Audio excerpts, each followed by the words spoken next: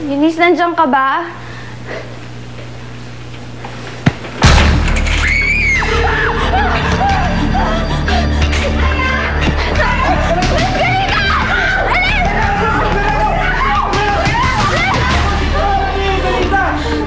Robert, ano po ginagawa niyo dito? Ano ginagawa niyo dito? Nagkasakit kasi yung pinsan mo. Hindi maiwanan ni Ate Carol. Ako pinapunta niya dito para bantayan ka. Dapat kanina pa ako dumating, kaso kung ano-anong kamalasan ang inabot ko sa biyahe. Nahulog pa nga ako sa Imbornal kaya ganito naging itsura ko. Kaya pala. Kayo po pala yung nakikita kong naglalakad-lakad sa labas kanina. Ako nga yun. Nabasa kasi yung papel na kung saan nakasulat yung address ng bahay. Hindi ako sigurado kung ito na nga ang bahay. Kaya sumilip-silip muna ako. Pasensya po.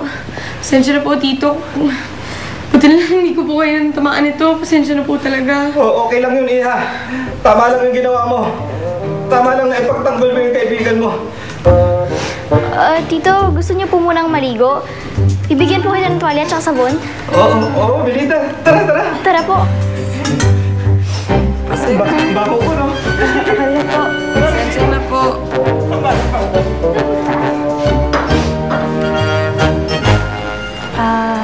Eunice, salamat nga pala.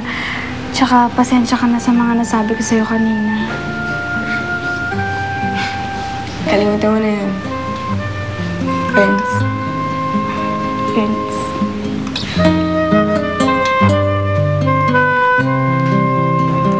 Alam mo na, pwede mo nang isang tabi yung pangamba mo. Nakausap ko yung doktor. Sabi niya sa akin, wala na raw na kahit na ano pang bakas na babalik yung cancer ko. Talaga po? Grabe, yan na yata yung pinakamagandang balita na narinig ko. Basta ang sabi niya, ipagpatuloy ko lang daw yung pag-inom ko ng gamot, tamang pahinga, para tuloy-tuloy pagaling ko. Basta akong bahala sa inyo, Tay. Hindi na ako magiging mahina. Magiging matatag na ako para sa inyo. Aba. Teka muna. Bakit bigla yata nagbago ang tono ng anak ko? Sige nga. Na-inspire lang po ako dun sa nakilala ko. Kilala mo? Hindi ka na po? Magpapaalam na po ako sa kaibigan ko. Siya ba? Mac, may good news ako sa'yo. Hindi nag-relapse yung kondisyon ng tatay ko, sabi ng doktor. Mac, okay ka lang ba?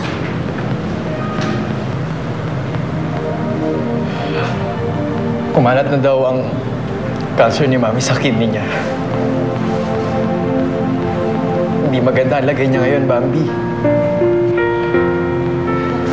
Tinaningan na rin ng doktor ang buhay niya.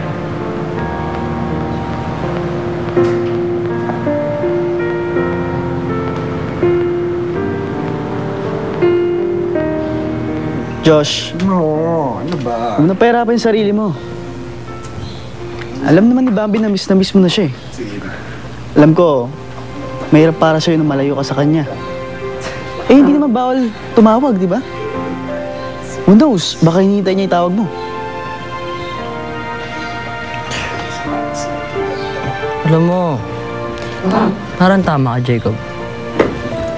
Dapat matagal ko nang ginawa to eh.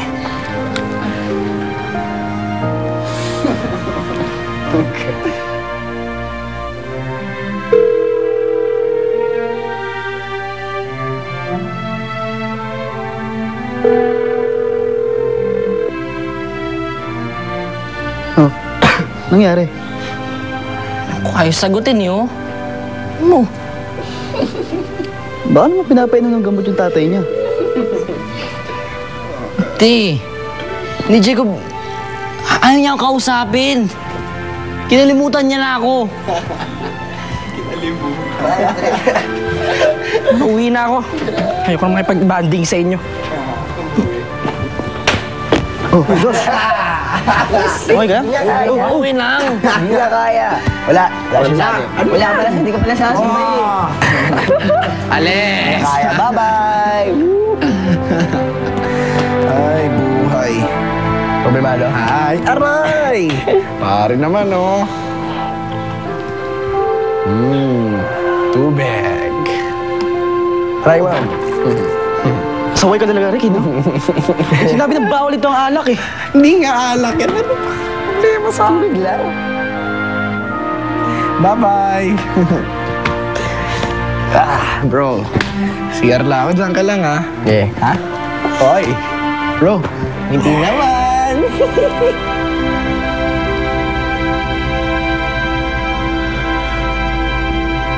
Hoy, ikaw. Hoy. Bakit mo ako sinisiraan kay Jacob, ba?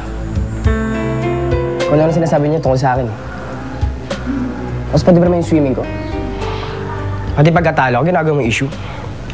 Ang problema mo, ha? Bro, hindi ko alam yung binibintang mo sa akin, pare. Chill ka lang.